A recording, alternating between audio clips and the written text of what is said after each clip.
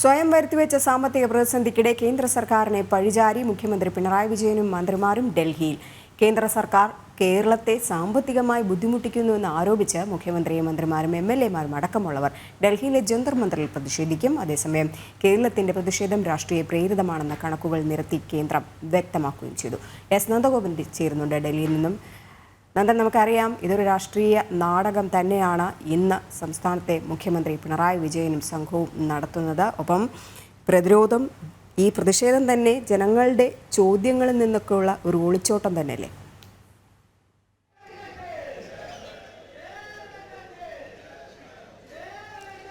രജനി, കേന്ദ്ര സർക്കാരിനെതിരെ വലിയ ആരോപണങ്ങളാണ് സംസ്ഥാന സർക്കാർ ഉന്നയിക്കുന്നത്. അതായത് സാമ്പത്തികമായി ബുദ്ധിമുട്ടിക്കുന്നു, അല്ലെങ്കിൽ സാമ്പത്തികമായ അടിമത്തം അനുഭവിക്കുകയാണ് കേരളം എന്നുള്ളതാണ് പ്രധാനമായും ഇപ്പോൾ സംസ്ഥാന സർക്കാർ ഉയർത്തുന്ന ആരോപണം. കഴിഞ്ഞ ദിവസം മുഖ്യമന്ത്രി പിണറായി വിജയൻ കേരള ഹൗസിൽ വാർത്താ സമ്മേളനം നടത്തിയിരുന്നു. ഈ വാർത്താ സമ്മേളനത്തിലുടനീളം ഇത്തരത്തിലുള്ള ആരോപണങ്ങളായിരുന്നു ഉയർത്തിയിരുന്നത്. അതായത് കേരളത്തിന് അനുവദിക്കേണ്ട ഗ്രാൻറ്റുകൾ വൈകിപ്പിക്കുന്നു, ഒപ്പം തന്നെ നികുതി വിഹിതത്തിൽ വലിയ കുറവുണ്ട് തുടങ്ങിയ വലിയ ആരോപണങ്ങളായിരുന്നു നേരത്തെ കേന്ദ്ര സർക്കാരിനെതിരെ കഴിഞ്ഞ ദിവസം മുഖ്യമന്ത്രി ഉയർത്തിയിരുന്നത്.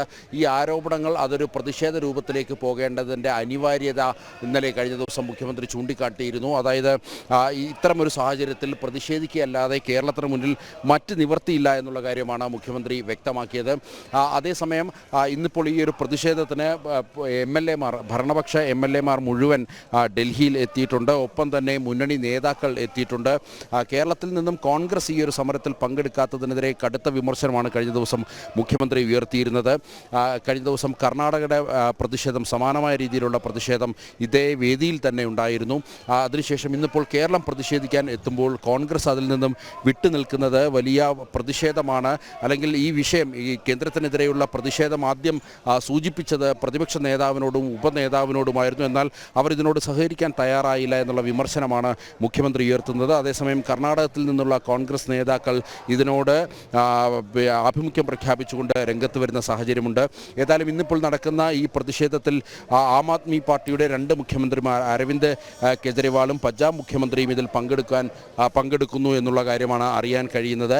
ഒപ്പം തന്നെ കൂടുതൽ നേതാക്കൾ, അല്ലെങ്കിൽ തമിഴ്നാട്ടിൽ നിന്നുമുള്ള എംപിമാരും ഈ ഒരു പ്രതിഷേധത്തിൽ പങ്കെടുക്കുന്നു എന്നുള്ള വിവരങ്ങളും ലഭ്യമാകുന്നുണ്ട്. അല്പസമയത്തിനകം തന്നെ കേരള ഹൗസിൽ നിന്നും മുഖ്യമന്ത്രിയും അതേപോലെ തന്നെ മറ്റ് മന്ത്രിമാരും എം എൽ എമാരും എംപിമാരും അടങ്ങുന്ന ജനപ്രതിനിധികളും അതേപോലെ തന്നെ ഡൽഹിയിലെ CPM ഘടകവും കേരള ഹൗസ് ജീവനക്കാരും ഒന്നിച്ച് മാർച്ച് ചെയ്തുകൊണ്ട് ഈ വേദിയിലേക്ക് എത്തി പ്രതിഷേധിക്കുമെന്നാണ് അറിയാൻ കഴിയുന്നത്. അതേസമയം ഈ കേരളം ഉയർത്തുന്ന എല്ലാ ആരോപണങ്ങൾക്കും കൃത്യമായി തന്നെ കേന്ദ്രം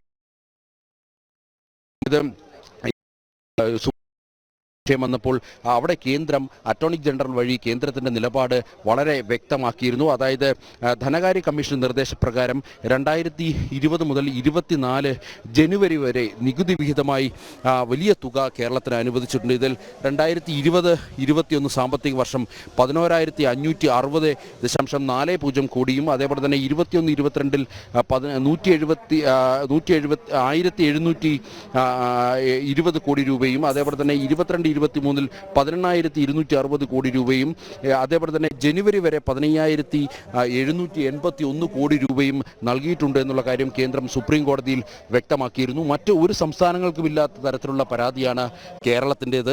കേരളത്തിന് മേൽ സാമ്പത്തിക ഉപരോധം നടത്തുന്നു എന്നുള്ളത് അത് വെറും ആരോപണങ്ങളാണ്. അതിൽ യാതൊരുവിധ അടിസ്ഥാനവുമില്ല. 15ാം ധനകാര്യ കമ്മീഷന്റെ ശുപാർശകൾ പ്രകാരം അല്ലെങ്കിൽ റിപ്പോർട്ടുകൾ പ്രകാരമാണ് ഓരോ സംസ്ഥാനങ്ങൾക്കും ഫണ്ട് അനുവദിക്കുന്നത്. അതിൽ നിന്നും ഒരു തരത്തിലും മാറ്റം വരുത്താൻ കഴിയില്ല എന്നുള്ള കാര്യമാണ് കേരളം. അടുത്ത സാമ്പത്തിക പ്രതിസന്ധിക്കിടയിലും ദൂരത്ത് തുടർന്ന് പിണറായിയും സംഘവും ചേർന്ന് നടത്തുന്ന രാഷ്ട്രീയ നാടകം അല്പസമയത്തിനകം തന്നെ ഡൽഹിയിലെ ജന്തർ മന്ദിറിൽ ആരംഭിക്കും. വിവരങ്ങൾ നൽകുകയായിരുന്നു എസ് നന്ദഗോപൻ.